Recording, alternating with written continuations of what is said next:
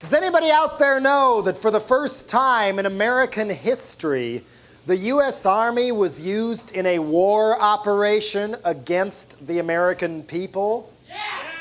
Right near here, up in Humboldt County, about 200 miles north of San Francisco, right near a town called Shelter Cove. Get this, 300 to 400 American GIs dressed and fully armed with the automatic rifles, armed for battle, fanned out on maneuvers through the woods, backed up by a dozen Black Hawk attack helicopters. The mountain people up there were frightened out of their wits. They thought there was a war going on, especially the ones who had soldiers kicking in the doors to their cabins and putting guns to their heads in front of their children. Why? Who was the enemy in this war? Not the communists, not Saddam Hussein, not Earth First or even the Spotted Owl. No, the enemy. They called out the army to put down, secretly so as few people outside of Humboldt would get alarmed as possible. It wasn't even a person or an army or a terrorist group, it was a plant. The marijuana plant. And they actually did find a few for the GIs to pull up, and then they had to fly in more from the government stash so the pile would look big enough when they lit the bonfire for the network TV news cameras so they could say, yes, another triumph in the drug war. Drug war. War. The American army sent to war against the American people. And we're supposed to feel relieved and secure and protected. Protected from what? A lot of people with more guts than I'll ever have risked their life and limb all last summer at the Earth First Redwood Summer action up in Humboldt County. They were chaining themselves to redwoods that were 3 times wider than they were spread-eagled. They were 800 years old as the saws buzzed right over their heads. They stood in the dirt as the bulldozers charged them and stopped right at their toes. Or people waved clubs at them, charged them with logging trucks, shotguns, you name it. All to try and save some of the last unspoiled virgin forest we have left anywhere in this country from being chopped down and made into toilet paper, TV guides, and the Weekly World News. On the other side, the loggers saying, what about our jobs? What about our families? What about our lives? You needed wood and cardboard to make those protest signs. We need fuel. We need paper. It's almost gone. Where are we going to get more? The answer for centuries has been right under our nose. Grow more pot.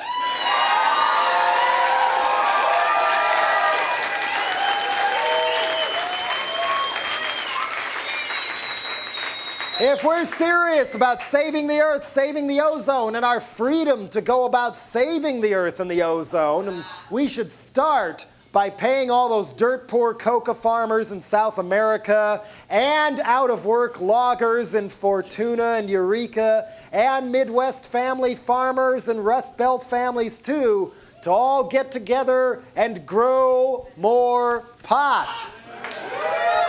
Why? Get ready for this. There's a book out. It's called The Emperor Wears No Clothes. The author's name is Jack Harrar. It's published by Queen of Clubs. I think there's ads for it in High Times or Normal, National Organization for Reform of Marijuana Laws. They could direct you to one, I'm sure. And in this book, among other places, it is written, before the 20th century, the marijuana plant provided almost all the world's paper, all the world's clothing and textiles, and almost all the world's rope. According to none other than the U.S. Department of Agriculture, you can make 4 times as much paper from an acre of marijuana hemp plants as you can from an acre of trees. And instead of chopping down all the redwoods in Humboldt County and turning Northern California and Oregon and Washington into Appalachia or the Sahara Desert, if you do it with hemp plants, you can just grow another crop a few months later and make more paper. at 1/4 the cost of making paper from wood pulp and only 1/5 the pollution. The ancient Romans knew this and grew it. Henry VIII made each farmer in Old England grow their share because they knew if you want the strongest natural fiber there is, you all got to do your part for the king and grow more pot. And we did too. Guess what Levi jeans were originally made out of? And guess what American flags used to be made out of?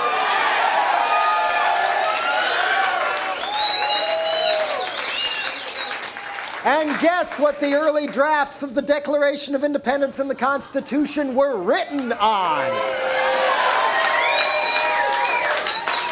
And if that's too unchristian for you, guess what they made Gutenberg and King James Bibles out of?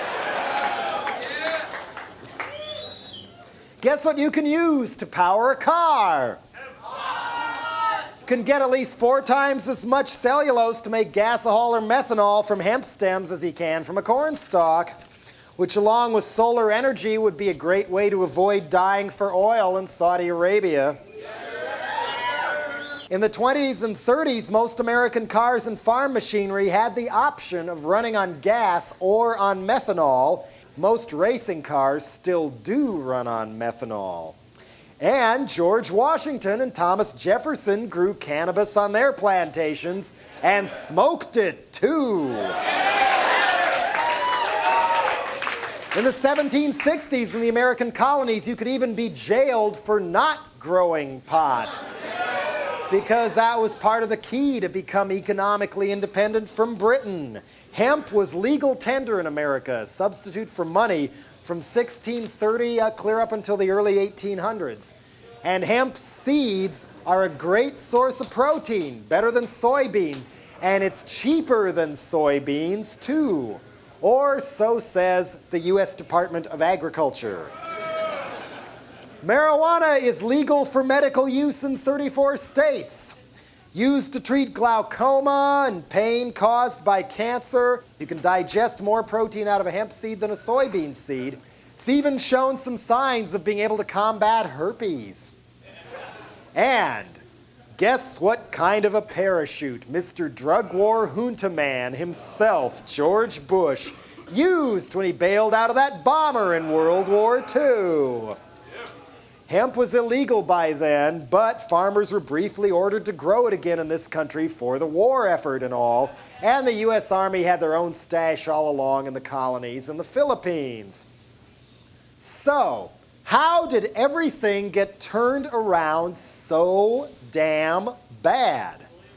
Doesn't it strike you as a little dumb that we burn oil and choke ourselves and chop down all our trees and ruin innocent people's lives by branding them criminals and throwing them in jails or sending them off to drug camps or taking all their property and selling it before they're brought to trial, in the process making crack and heroin cheaper and easier to get than pot? Why do we do this when we don't have to? Meanwhile, the police chief of LA, Daryl Gates, gets front-page approval for telling a U.S. Senate committee that pot smokers should be shot on sight. Because smoking pot is treason, because after all, it's illegal. Why was marijuana cracked down on? And why was it done so violently? Well, ready? In 1936, Popular Mechanics magazine hailed the invention of a new machine to process hemp, predicting that marijuana hemp would once again become the world's largest cash crop. This did not sit at all well with people like Hearst Paper Manufacturing, or Kimberly-Clark, or other cutthroat multinationals who happened to have large timber holdings. Didn't sit too well with tobacco barons, for obvious reasons. And it sure as hell didn't sit too well with our old buddies DuPont. Hemp processing uses only 1/5 the chemicals needed to process wood pulp, and DuPont had just patented a new wood pulp sulfide process. And DuPont's patented plastic fibers had just passed up hemp as the number 2 fiber next to cotton, and they wanted to keep it that way. And the last thing the big drug companies wanted was to lose their share of the ever-lucrative disease industry market to more affordable medicine made from marijuana or other natural ingredients because, check this out, you can't own and make money off a patent for medicine in this country unless the medicine has chemicals in it. If it's all natural ingredients, you can't patent it. Maybe that's why we don't have access to a cure for cancer or AIDS, or why the health food store I go to keeps getting harassed by federal authorities for selling herbal medicines. Meanwhile, guess who owns Congress? So, marijuana was outlawed in 1937. And they fanned the racism fires, playing the racism card just like they do when they want to crack down on rock and roll or rap or hip-hop or something like that. They said that smoking marijuana might cause you to fall under the influence of listening to jazz. And I believe it was even said on the floor of Congress that marijuana had to be banned because smoking it might make a black man look at a white woman twice. And let's not forget that U.S. Treasury Department funded documentary film called Reefer Madness. So marijuana was outlawed as devil weed in 1937. Only 53 years ago, it was legal. Need I say more on why our beloved fearless leaders go out of their way to censor our access to information so damn much? Can you imagine the mass outrage if this kind of stuff ever really got out and people knew that this so big drug problem they keep reading about and hearing about is being caused by the government themselves, and people knew how easily each one of us individually could turn our ecological and human crisis around without resorting to Nazi bullshit like oil wars and drug wars just by saying no to George Bush? And people knew that the very companies that provide us with such crucial conveniences as Kleenex, paper towels, and junk mail have systematically and brutally rearranged every single one of our lives so that we are literally wiping our ass with our own future. And it doesn't have to be this way. I mean, I'll tell you, I do feel kind of funny saying all this because I used to be a pothead and I hate smoking the stuff and the whole low-energy stoner deadhead vibe that comes with it. But you don't need to smoke pot to realize that the real drug problem in this country is not the drugs. And we can help solve our drug problems, crime problems, environmental problems, even our racial problems, if we say no to George Bush and get together and grow more pot.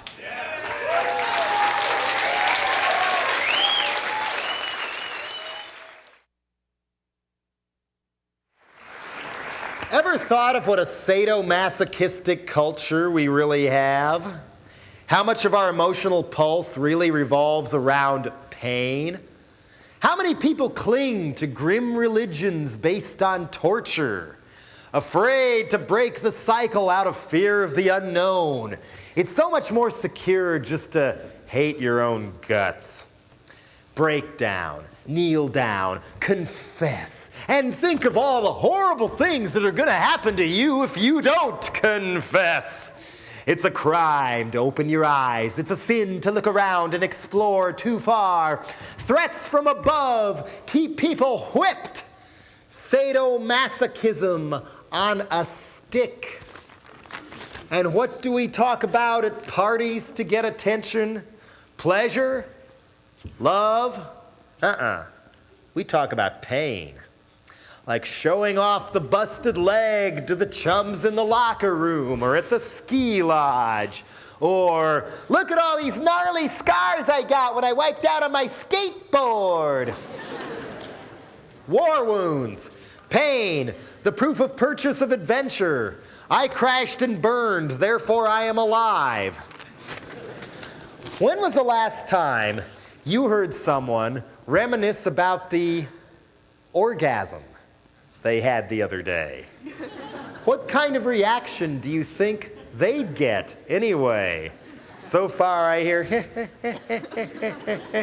or say something like that at a department store. It might be, ooh, pervert, guards, take him away. Or in the ever more uptight sectors of our more political than thou underground scene, you might get the reaction, ew, sexist. I mean, I don't agree with a lot of what hip-hop artists like Ice-T or Two Live Crew or the Ghetto Boys have to say about women, but I do think Ice-T has an interesting point. Imagine what life would be like if we all felt relaxed enough and comfortable around each other that a person of either sex could go up to somebody else of either sex that they secretly found attractive or radiant, lovable, in need of a hug, whatever, you know, male, female, female, male, male, male, female, female. Just go up and come right out and say, hey, let's get butt naked and fuck.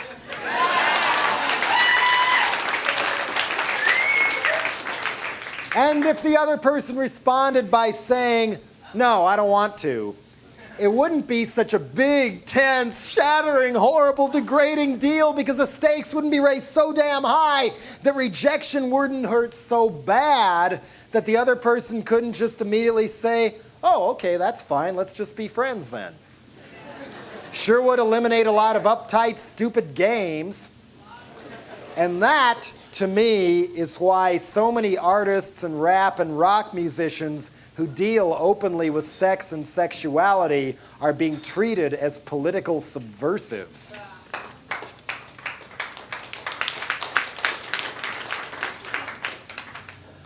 But no, you talk about that stuff just about anywhere today. What do you want to bet that the other people around you would kind of cringe and grow a little uncomfortable, maybe smile and go,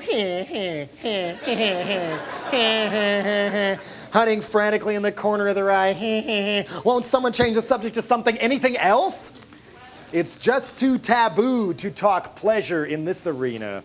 The person who does receives the pain of being shunned. Thus, the lesson is implanted. Fear is the teacher. Next time, think and feel in ways the others can relate to. Tales of wigging out on drugs won't make other people quite so jealous.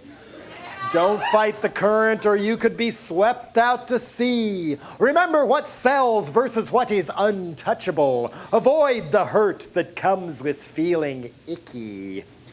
Filter your feelings through our orbit of pain.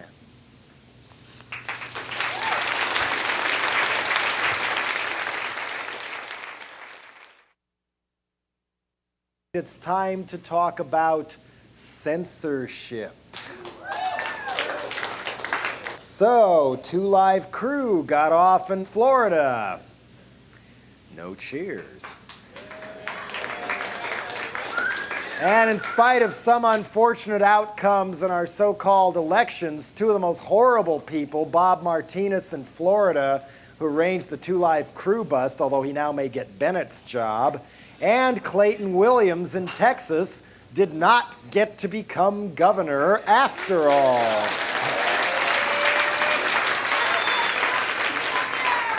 And a jury in Cincinnati agreed that prosecuting art museums for political reasons sucks.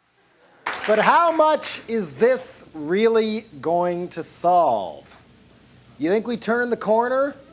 Or is that corner actually you stand it on end and it's the tip of the iceberg? To me, people like the rabid fundamentalists who arranged the Two Live Crew bust, or the sheriff down there, or Jesse Helms, or any of them, or William Dannemeyer, you like them, you'll love people like George Bush, a former CIA director with a long history of involvement of political dirty tricks, covert actions, death squads, assassinations, and if you believe the allegations in the Christic Institute lawsuits, and I think this is turned up in Warren Hinkle's column in The Examiner, among other places, a drug gangster as well. In a way, Al Capone has become president of the United States. And normally we might look to a so-called opposition, the supposed progressives, the Democrats, right? Well, the Democratic-controlled Senate last August approved on a voice vote Senate Bill 2834, the Intelligence Authorization Act for 1991. In the House, let's see, the number of the House bill is 5422. It was passed as well. In this bill, it gives ex-CIA Director George Al Capone Bush power to do any covert operation he wants anywhere in the world and not tell anyone he's done it. He can use the CIA and the Army and the National Guard for covert operations inside this country, legally, for the first time. He can use private corporations to get the money. He can also divert money from any other government agency he wants to fund it. He can use any government agency he wants for this. You know, he could take money from AIDS research, he could use NASA for covert operations, whatever, and not have to tell anybody about it. Essentially, with a stroke of a pen, every Countergate and Watergate crime has now been made legal. Pete Wilson sponsored the bill, Alan Cranston voted for it. And on top of that, we have House Resolution 4079. Number in this bill in the Senate is 2245, National Drug and Crime Emergency Act. This is the bill that authorizes money being spent to convert old Army bases in hot desert areas or hot temperate southern climates into concentration camps, labor camps, gulags, manzanars, for not only convicted drug users, but suspected drug users, which could mean practically anybody in this room listening to this. Suspected drug users. And it says that in the House bill, it is forbidden to have air conditioners in these buildings, in these concentration camps, and prisoners should be forced to do hard labor for free on behalf of corporations that help run the jails. People like William Bennett and Bush and Attorney General Thornburg have proudly proclaimed that the American prison population is going to double in the next 10 years. It already doubled in the last 10 years, and we have more people in prison per capita than any other country in the world, and they say they're going to double that.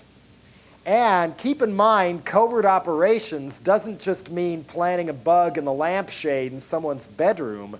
It means murders, killings, assassinations of people whose political views or activities people like George Bush doesn't happen to like. And some of this is already going on. I'd like to ask old Abby Hoffman what he had to say on that subject right about now.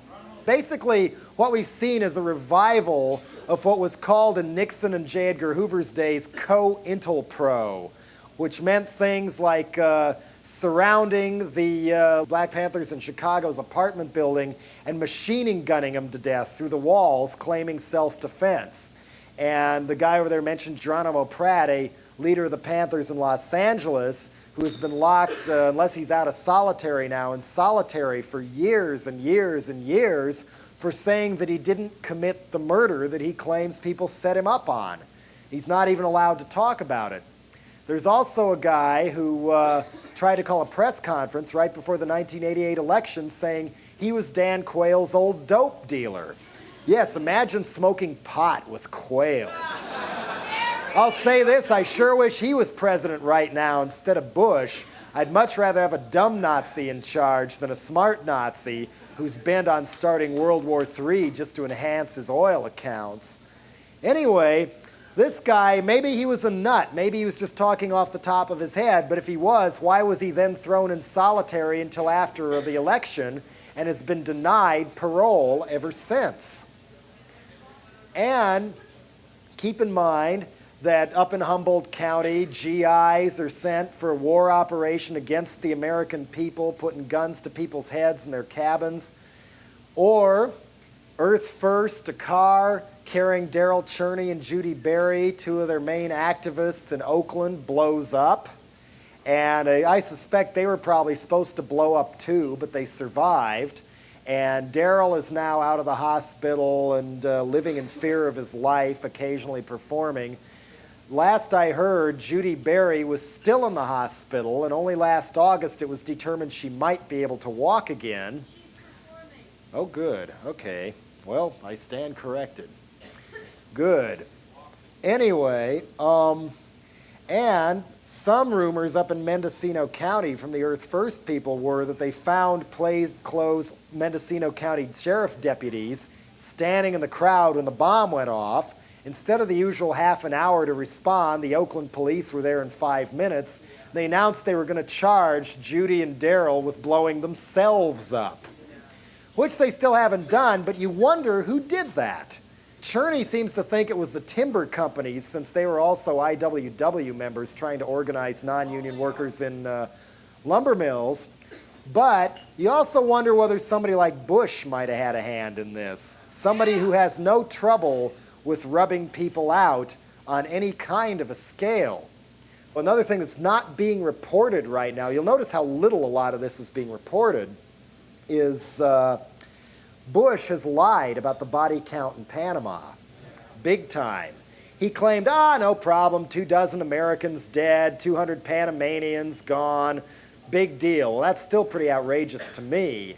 But the real total, according to Warren Hinkle or The Nation or SF Weekly or some of the others, and there's even been a 60 Minutes thing on this now where they've been unearthing Auschwitz-style mass graves of Panamanians that were dug and bulldozed by American soldiers. Real body count, 240 Americans killed, 2,000 to 5,000 Panamanians killed, many of whom died when the stealth bomber, which can't shoot straight, blew up wealthy neighborhoods. This kind of information I would think would be relevant right as Bush is trying to get people to follow him into a war. How is he going to lie about the body count there? You'll remember they did it first in Vietnam as well. And down in San Luis Obispo, there's now a paramilitary training center, Camp San Luis Obispo, where, as the Chronicle article I saw it in proudly proclaimed, finally, small-town police officers, big city cops, National Guards, and the Army are learning to work together to fight drugs. In other words, like a junta, they are turning the Army and the police into one big force with their guns turned on us. The maneuver they were rehearsing when the Chronicle reporter was there was, this is a courageous way to fight drugs, ambushing a vehicle on a lonely road. What does this sound like to you? To me, this sounds like the war on drugs is a war on us. Basically, the way to get people hysterical enough that they will actually accept a banana republic type police state and junta that Bush and his thugs love so well. It seems like they're just testing us right now to see how much we'll tolerate before we get mad. Does anybody care if Earth First gets blown up? Does anybody care if the Army's running amok in our own country? Does anybody care about San Luis Obispo or William Bennett's proposals to randomly stop and search cars in people's houses? That's part of zero tolerance. You know, zero tolerance, which they passed right before the election in 1988, saying they find a couple joints in your car or on your boat in Florida. They can confiscate all your property and sell it before you're even brought to trial. So if you're found innocent, you've already lost everything. They can apply it to political targets. And, suspected drug users like they want to put in the camps, all they want. There was also something that came out at the Contragate hearings from our good friend Ollie North, where he revealed he'd drawn up a plan for martial law, saying in event of a national emergency, which he defined as anti-war protests against an invasion of Nicaragua, the Federal Emergency Management Agency, the same people who were supposed to be in charge of earthquake and hurricane relief, well, why did they do such a bad job? Reagan transformed them into a martial law agency. They now have an underground bunker headquarters in Virginia and files upon files of probably everybody in this room. And what North wanted to do was round up, he said 100,000 or so people, lock them in camps, and to help do the job, he wanted to deputize the Posse Comitatus. Anybody not know who the Posse Comitatus is? Do you know who the Aryan Nations are? Neo-Nazi paramilitary group. The Posse Comitatus are a sister, I better say brother organization that operates in the South around southern Missouri. And right when this was blurted out, then a Democrat hero from the Watergate Committee, chairman of the Countergate Committee, Senator Daniel Inouye, cut off testimony and changed the subject. We have no idea if this same plan is being readied against protesters against a war in Kuwait and Iraq or not.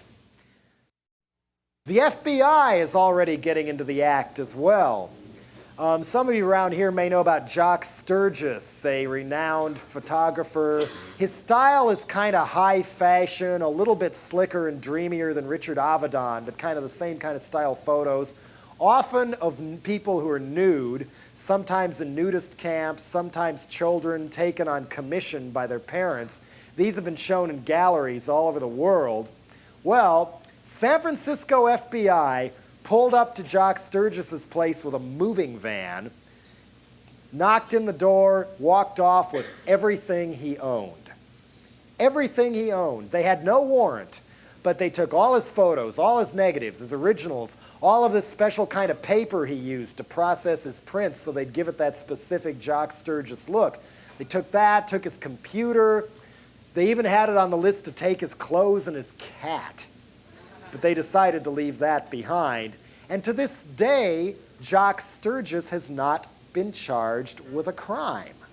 But they just came and took his life, and in the fine tradition of slowly implementing martial law at such a turtle's pace that most people won't get alarmed by it, since Americans wouldn't tolerate tanks in the streets, not yet anyway. No, just saying, well, we got your stuff. What are you going to do about it? And what they're trying to bust him under is something that was attached to that zero tolerance bill by Jesse Helms called the Child Protection and Obscenity Enforcement Act, which was a little gift to us from the Ed Meese Pornography Commission, where under this act, it's just like zero tolerance, same principle. Say they bust a Madonna record in Arkansas and get a conviction in some backwoods Bible Belt jury, Bush and his friends at the federal level, the federales, can then go in and seize Warner Brothers. You know, they can confiscate anything they suspect of being acquired through profits made by selling pornography. Meaning they could even take secretaries' typewriters, security guards' private cars, the works. They can just go and do it. And to some small degree, they already have been. Of course, there was the Two Live Crew bust, which even though they themselves got off, the record store owner was convicted in a separate trial in the same place, and the sheriff of Broward County, Florida, announced he's going to bust anybody caught listening to Two Live Crew in their own car. In North Carolina, people have already been arrested for playing Two Live Crew in their own home. And you'll notice about a year and a half ago, simultaneously, for some strange reason, in state legislatures all over the country, all these similarly worded bills and laws popped up, calling for mandatory labeling on records, saying you had to check off categories like homosexuality, morbid violence. What about Sylvester Stallone or the man who shot Liberty Valance? And in Florida, you couldn't mention nudity, or the record was either X-rated or banned. In Louisiana, you couldn't even mention adultery. And to add fuel to the fire, the racial card was played. Parents Music Resource Center, of course, had been planning the hysteria campaign through their religious right lieutenants that heavy metal music is corrupting our youth, making them disagree with their parents. Gee, why would they do that in this day and age? You know, if your parent is a corrupt Wall Street person and you ask them why they're such an asshole, well, must be the music's fault. But it really caught fire when they were finally able to play the racial card. Hip-hop music came in, And just like when they got rock and roll canned in the late 50s and lynched Alan Freed for daring to play Chuck Berry and Bo Diddley and many people who have played in this room on pop radio, they were doing it again.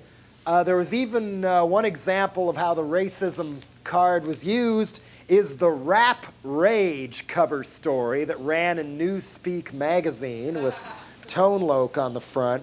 We have some great quotes here. This is their description of Public Enemy. As scary as sudden footsteps in the dark. What else have we got here? Attitude is primarily a working class and underclass phenomenon.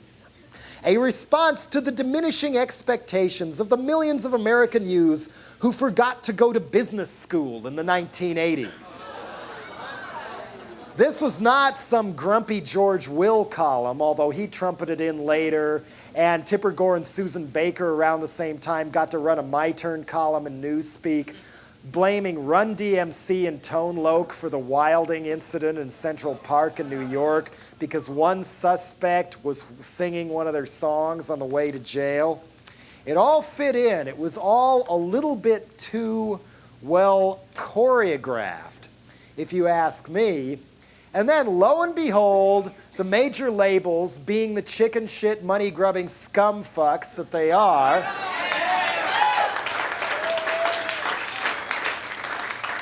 knuckled under and caved in lock, stock, and barrel to the Parents Music Resource Center and agreed to put those explicit lyrics parental advisory stickers on records.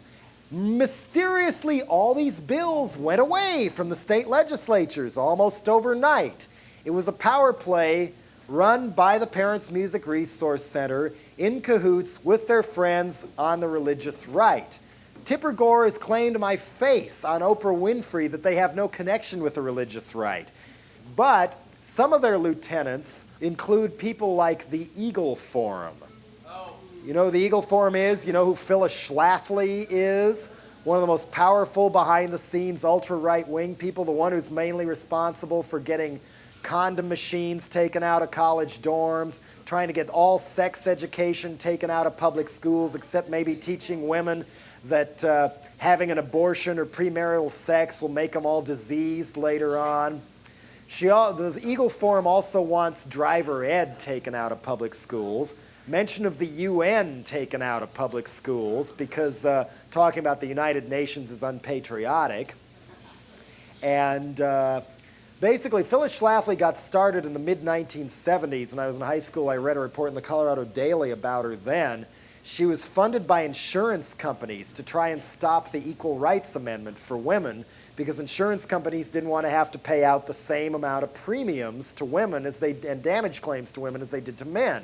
So, Women Against Women's Rights was born. And there was no stopping Phyllis Schlafly and the Eagle Forum. Oh, and according to her own biography, guess how she made money to put herself through college? Test firing submachine guns. And yet, Phyllis Schlafly and her crew travel the country telling other women their places in the home. Let's look at the bills now again. The bill in the state of Missouri was originally cooked up by a so-called concerned parent group, if that sounds familiar, called Missouri Project Rock, who had earlier been calling for a ban on all rock concerts statewide for people under 17, which would pretty much KO the scene in places like Kansas City and St. Louis. Later, then, they helped put together the bill, which was then introduced by Gene Dixon, a nationally prominent censor from Springfield, Missouri, the same town that wouldn't allow high school dancing until they had to under a court order last year. But Missouri Project Rock claimed, oh, we're just concerned parents.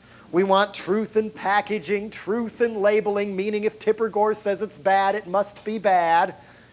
And what they didn't tell you was their real background. Shirley Marvin, one of the co-founders of Missouri Project Rock, was the state lobbyist in Missouri for Phyllis Schlafly's Eagle Forum and claimed that she had been inspired to start Missouri Project Rock by seeing Tipper Gore speak and meeting her at an Eagle Forum convention.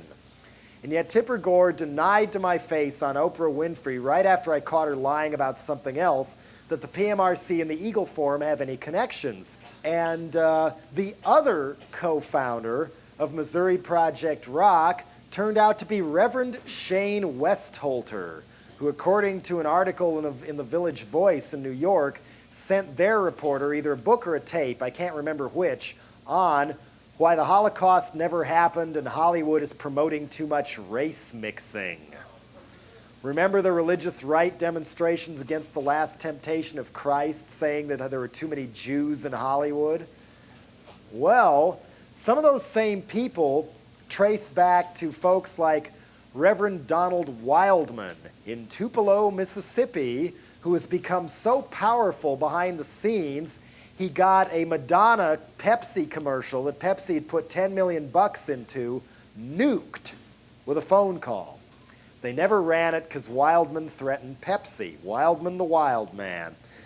And another group like this is Focus on the Family, who's very active in trying to put God back in the schools, get boycotts going against people who sponsor shows they don't happen to like. And so with some of these people, the ones they don't like are things like The Simpsons or something like that. Wildman even got him to nuke Mighty Mouse. He sent out a letter to his mailing list. I was on his list for a while. It's a great way to eavesdrop on these people. Radical publications are good, but not as good as just reading their stuff. It's a good yuck, plus you find out where they're really at. Wildman's letter began, "Dear friends, CBS has declared war on our children."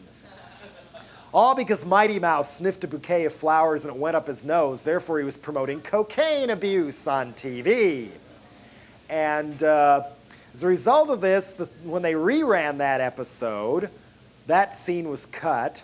Next season, Mighty Mouse just said no to flowers. Season after that, Mighty Mouse was off the air. Incidentally, guess who is on the board of Focus on the Family? Tipper Gore's co-founder at the PMRC, Susan Baker, wife of Secretary of State James Baker. She and James Baker are both hardcore, holy roller, fundamentalist Christian supremacists. I mean, I'm not down on people who are Christians or believe in God, but people who take their own narrow interpretation of the Bible and want to force it on everybody else by law or even gunpoint are as low as white supremacists or male supremacists or any of the others. They are Christian supremacists.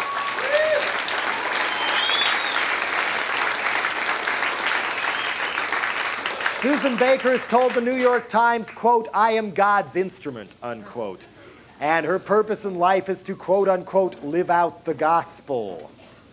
And makes me feel a little queasy, as I said before, that James Baker, a fundamentalist holy roller who may even believe in the imminent coming of Armageddon and we are the last generation, therefore we must bring it on, which Reagan and James Watt openly espoused to as well, he's one of the people in charge of World War III in the Middle East. And if we last through that, James Baker is Bush's desired and designated heir for the presidency, which would be worse than if Pat Robertson got in the White House. As far as I'm concerned, this is how close the paramilitary right, the intelligence community, if I can use the term intelligence loosely, the Pentagon goons on one hand and the fundamentalist goons on the other, working both together and to some degree in competition with each other to try and turn America into a fundamentalist police state. Why is this not being reported? Why are people like the Examiner and Newspeak and Time and USA Today and the Evening News not talking about Bush lying about the body count, about the Army in Humboldt County, about Camp San Luis Obispo, or the religious Nazis who are pulling all too many strings? Well, have any of you seen a book called The Media Monopoly by Ben Bigdickian? It first came out in '81, and it was horrifying enough in the first edition. He documented how 80% of all our media, we're talking movies, TV news, newspapers, books, records, even school textbooks, were all in the hands of only 40 large corporations, all run by conservative Republicans or those types. Now, as revised edition is out, we're down to 20 large corporations, with predictions it's going to be down to as few as 6 by 1995. 6 ultra-right-wing money grubbers giving us so-called news like the USA Today school of news, you know, happy news for happy people with happy problems, the American Pravda. You know, when people don't know what hurts them or who's doing it, they don't care. So why not use the TV news or the newspapers to sell cigarettes and cookies and maybe get a nice Donna Rice type scandal, somebody like that, then sign her up to the company-owned book company to write the tell-all book, then the company-owned studio will make the movie, and all the company-owned cookie and beer products will be prominently featured in the movie. Company-owned artists will get their songs in the movie, which will then come out on a soundtrack on the company-owned record company. And the reviewers in the company-owned newspapers and magazines will rave about how great the movie is. I mean, this is not far from what is already going on. You know, basically, we will be basing our voting decisions, our political decisions, our lifestyle decisions, our decisions on whether to lock our kids in mental homes for listening to the wrong music or sending people off to war. We're going to wind up with this for our information. So, with that going on, who is left to tell us what's really going on?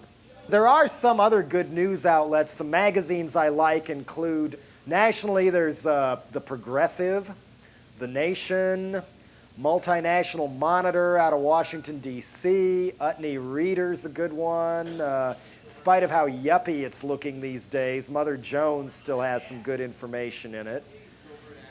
A Covert Action Information Bulletin in Washington, D.C., Zenger, Z, a lot of good radical bookstores here you can find them at. Also, Pacifica News Service, which KPFA broadcasts. No accident that their main station, KPFK in Los Angeles, is among the most harassed by Reagan and Bush's FCC. It is a culture war at this point, trying to shut off alternative culture like hip-hop, Robert Mapplethorpe, Jock Sturgis, Dead Kennedys, Two Live Crew, what have you, is designed as a way to keep people more addicted to the kind of media Ben Bigdickian is warning us about in his book, so that they're more than happy to go off to war and die for oil in Saudi Arabia. And if there is a mass uprising, where will these people go if there are no artists to articulate their feelings? Artists are the other people who are out there telling it like it is at this point.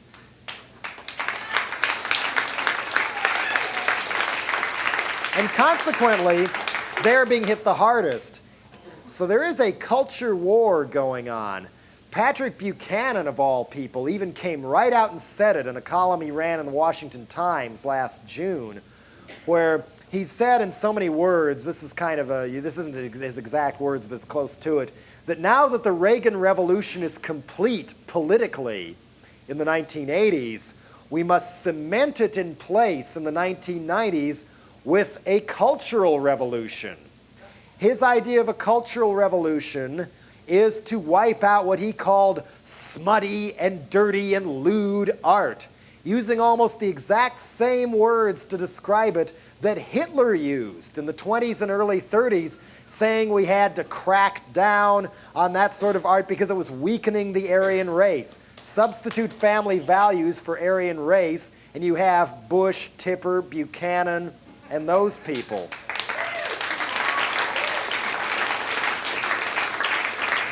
Hitler called for a crackdown on people who were openly gay and had them wear pink triangles once he came into power. Kind of like they put parental advisory stickers on people's records now. Same kind of thing. And But believe it or not, in Germany, it's hardly ever documented now, there was a huge counterculture explosion after World War I. People had long hair, they were moving back to nature, they were having nudist camps, they were openly sexual. And of course, one of the first things they want to crack down on to try and muzzle people's minds or ideas, or the feeling that such things as taking into the streets and getting rid of the crooks as possible, is to muzzle them sexually. And both Bush and Hitler made a big stink about desecration of the national flag and what a crime it was supposed to be right when they first came into power, as a way of whipping people into blind, ugly nationalism so they'd follow the Pied Piper off the cliff into a world war and, you know, not matter if people were getting gassed or anything. You know, they came for the Jews and I didn't protest because I wasn't a Jew. They came for the crack dealers and I didn't protest because I was tired of tripping over those icky homeless people asking me for money on the way to the yogurt stand during lunch hour. And so, the other ways they're cracking down on artists, besides prosecuting people running museums, going after Jock Sturgis or Robert Mapplethorpe, not even in the 60s, during the height of the Vietnam War protests, did anybody actually want to screw around with the Bill of Rights. But Bush and Rehnquist sure do. Rehnquist has even said it's time to tear down the wall between church and state, as well as ruling that, I think I mentioned this before, that it's okay to force-feed drugs to prisoners. You know, right around the same time they were letting them out of the gulags in Siberia, now we get to do it here. Well, let's go back to the PMRC and the religious right for a minute. The culture war is being fought guerrilla style at the community level all around us, even in San Francisco. What they will do is either a PMRC lieutenant in a local town or an Eagle Forum lieutenant or something like that. They work together. PTA is involved in this too. They'll send their local cultural vigilantes to say, if they want to target a record store, they'll go to the owner of the actual shopping mall where a lot of chain record stores are located, which is the bulk of major record companies' business, and say, well, they used to say, see this blacklist that we got from the PMRC? We want these records out of the store, or the store evicted, or we're going to picket every single store in your whole mall until you cry uncle and cost every business money and humiliate them as smut vendors in our eyes. You know, these are the same people who go behind people's backs and get school boards to ban Halloween because they don't want anybody dressed as a witch or something like that. A lot of times it works if they keep quiet so nobody can reply. That's why they don't picket a record store out front where they might be ridiculed by customers or covered in the press or told they're wrong. They do it quietly. They threaten economic boycotts, and often it works. In the days of the PMRC blacklist, before the stickering, the last one literally was a black list. Almost everybody on there was black. I may have been one of the few white people left on that list.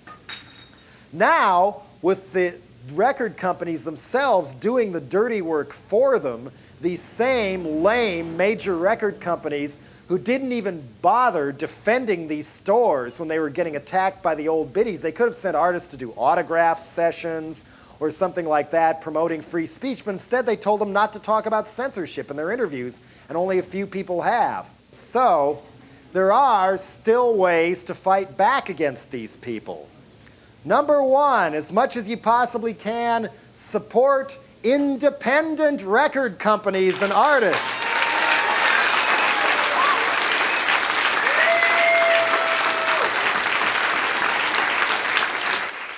Also, be ready to go to bat for stores and radio stations who get attacked by the FCC and the PMRC. Don't wait for the negative complainers to decide what you listen to. How about some positive reinforcement? Radio station does something you like? Call them up and tell them. Give the record stores your phone numbers or an address so if they start getting hassled, they can call up everybody on that list or send out a card, and instead of waiting for the vigilantes or the cops to come after them, they can go after the vigilantes and picket them and call out the press and call them on the carpet saying, look, this is what is obscene, is racism, bigotry, and Christian supremacists.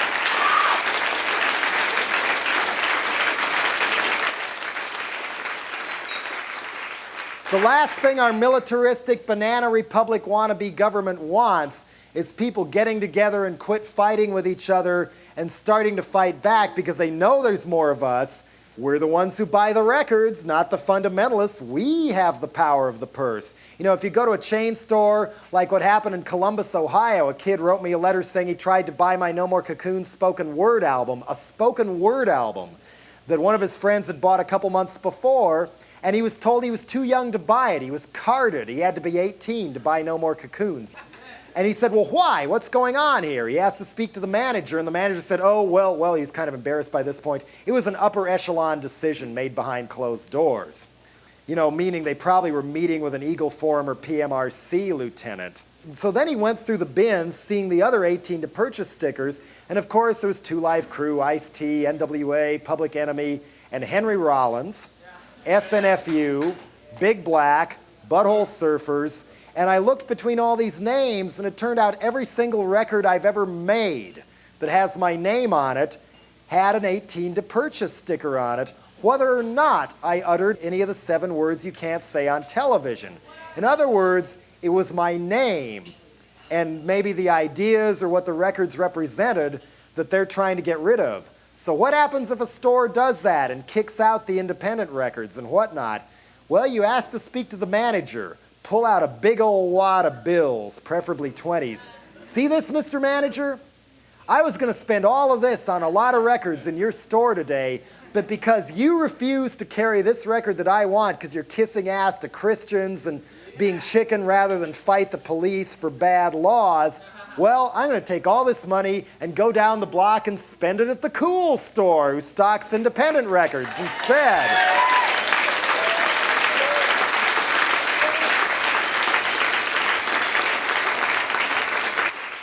If you can, even buy your commercial records at independent stores. I mean, imagine what could happen if some of these people, say, ghetto activists could start talking to environmental activists since poor people get poisoned the worst. Imagine if all these people began to interlink. The wedge would be even stronger than the CIA and Camp San Luis Obispo and the National Guard. This is what they're afraid of. And this is the power we have that we're so far too lazy to use, but let's hope that we don't wind up seeing our friends come home in body bags to have to use it. I guess I'll wind this up at this point just saying basically, be on guard. If you don't like what you're reading in the paper, get a second opinion, just like you would if you didn't trust your doctor. It's now or never, them or us. Thank you.